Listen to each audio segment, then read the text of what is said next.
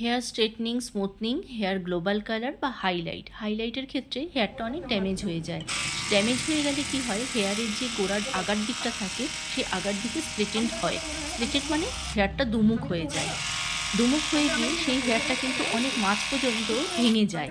মাঝখান থেকে hair breakage হতে থাকে, ভেঙে ভেঙে পড়ে যায়। তখন হেয়ারগুলো নিচের দিকটা অনেকটা সরু হয়ে যায় এবং আনইভেন হয়ে যায়। এই ট্রিটমেন্টটা মানে এটা যদি ঠিক করতে হয় সেটার জন্য দরকার হচ্ছে স্প্লিট এন্ড ট্রিম করা। সেই স্প্লিট এন্ড ট্রিম করা শুধু কিন্তু আমরা সিজারের সাহায্যে করতে পারি না, সেটা মেশিনের সাহায্যে করতে হয়। করলে কিন্তু একদম নির্মূল হওয়া সম্ভব। আর তারপরে দরকার হেয়ারের একটা ট্রিটমেন্ট, সেই ট্রিটমেন্টও আমরা দিয়ে থাকি।